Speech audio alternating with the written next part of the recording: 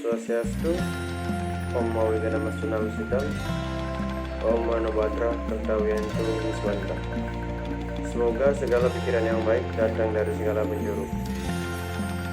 Puja Ngayu Bahagia kita panjatkan kepada Ida Sang Yang Widiwasa atau Tuhan Yang Maha Esa sebagai bentuk puja dan puji syukur atas rahmat yang telah diberikan kepada kita, di mana kita diberikan kesehatan jasmani walau pada saat ini kita masih berhadapan dengan situasi pandemi. Tidak lupa juga kita ucapkan sujud bakti terima kasih kepada para maharsi yang telah menerima wahyu dan menyusun kitab-kitab suci, sehingga kita sebagai umat beragama Hindu dapat menjalankan dharma bakti, ajaran-ajaran yang tertuang di dalam kitab-kitab suci, khususnya kitab suci Weda. Selain itu, saya ucapkan terima kasih kepada Bapak dosen selaku pendamping mata kuliah Dharma Wacana, yaitu Bapak DKD Abdiyase MPD, yang sudah memberikan kesempatan kepada saya, sehingga pada kesempatan kali ini saya akan sedikit memberikan ujangan dan pelajaran khususnya dalam ranah agama.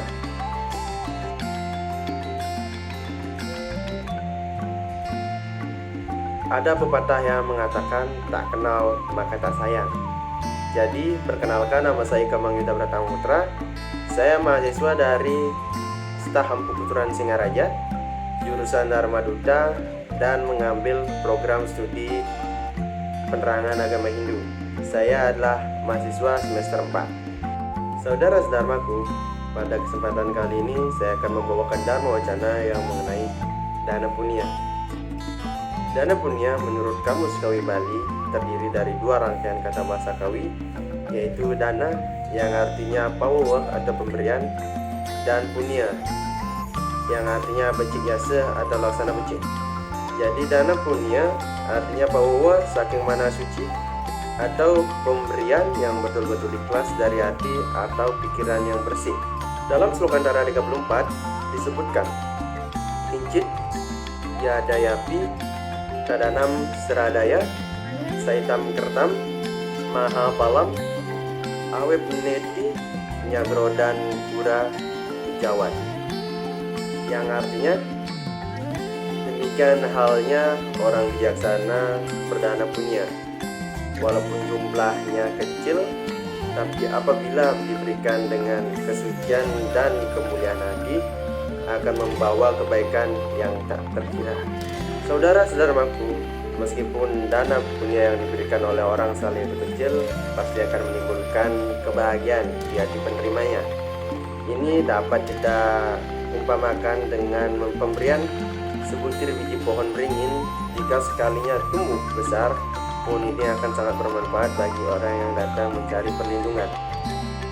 Mungkin kita bertanya-tanya, kenapa orang merasa bahagia menerima dana punya dari orang yang bijaksana walaupun dana punyanya sedikit? Padahal biasanya kalau menerima uang yang banyak, barulah orang tersebut merasa bahagia, merasa senang dan bahagia. Jawabannya adalah orang yang bijaksana apabila berdana punya pasti dengan hati yang tulus dan ikhlas. Suasana tulus, ikhlas, dan senang itu tampak dalam wajahnya yang tenang dan memancarkan kegembiraan. Perlu kita ketahui bahwa yang ada di dalam hati selalu terpancar dalam wajah seseorang. Kalau kita berdana punya dengan hati yang senang, orang yang menerimanya pun akan ikut senang dan bahagia. Dalam kebahagiaan, ia mendoakan agar orang yang memberinya dana punya segera mendapatkan balasan dari Ida Sang Yang Widiwasa, karena ia merasa tidak mampu untuk membalasnya, walaupun si pemberi dana punya tidak pernah mengharapkan suatu balasan. Saudara-saudaraku, dengan konsep dana punya ini tentunya umat Hindu secara pribadi telah melaksanakan ajaran-ajaran tersebut. Sekarang bukan saatnya kita kita mengagumi ajaran yang bernilai tinggi itu. Namun yang terpenting adalah dapat mengaktualisasikan ajaran tersebut secara lebih mantap dan nyata lagi. Dalam berdana punya, selain berupa pemberian suatu barang, disertai pula dengan pikiran, perasaan, dan sikap batin, terutama hati yang tulus, ikhlas secara lahir, yang tentunya memberikan suatu kepuasan dan kebahagiaan karena dapat membantu sesama yang memerlukan pertolongan. Selain itu, perdana punya juga memberikan pahala kebajikan yang dapat mengantarkan kita untuk mencapai moksa.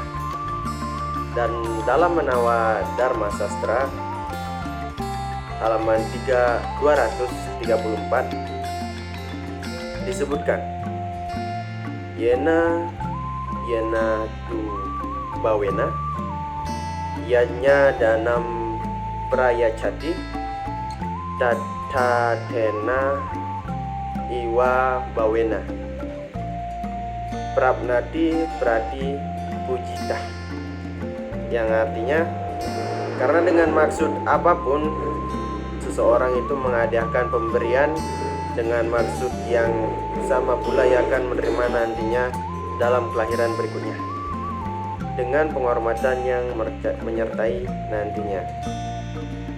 Saudara-saudaraku, jadi walaupun dalam kesempatan berikutnya ada pahala dana punya itu tetap akan kita dapatkan sesuai dengan karma atau perbuatan pada kehidupan kita terdahulu. Tujuan ajaran dana punya adalah untuk mengamalkan ajaran, mengurangi rasa keterikatan kita dengan benda-benda duniawi, dan untuk meningkatkan kepedulian kita pada orang lain yang memerlukan perhatian lebih daripada kita. Dana punya harus dilakukan atas dasar ikhlas, dan harta yang didanakan harus sah didapatkan dengan ajaran dharma. Walaupun apa yang didana punyakan tidaklah mutlak. Apakah betul suatu perbuatan yang tidak baik itu menghasilkan penderitaan?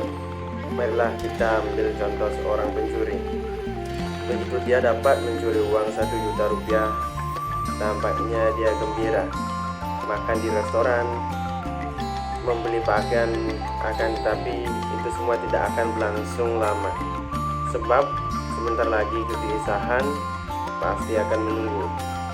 Begitu dia melihat ada polisi yang melintas, perasaannya pasti akan menjadi tidak menentu, takut, dan berpikir jangan-jangan polisi itu datang untuk menangkapnya. Kemudian pada malam hari setiap ada anjing yang menggonggong, dia akan cepat terbangun karena mengira polisi datang untuk menangkapnya. Jika sedang berjalan dan di dekatnya ada orang yang berbisik-bisik, dia akan curiga dan menyangka orang tersebut membicarakan dirinya. Demikianlah akhirnya sampai dia ditangkap dan masuk ke penjara. Bahkan setelah keluar dari penjara, dia masih mengalami malu kepada tetangga atau kenalannya. Dia menderita karena namanya ternodai. Padahal uang 1 juta rupiah tersebut dia nikmati hanya sebentar. Demikian pula berdana punya yang merupakan perbuatan baik yang pastinya akan mendatangkan kebahagiaan cepat atau lambatnya. Dan pada hakikat dana punya sifat wajib dilaksanakan atau setidak-tidaknya dianjurkan. Demikianlah sedikit ujangan dari saya tentang dana punya. Semoga apa yang saya katakan bermanfaat bagi kita semua. Jika ada salah kata, saya mohon maaf. Saya tutup dengan para Sandi. Om Sandi Sandi.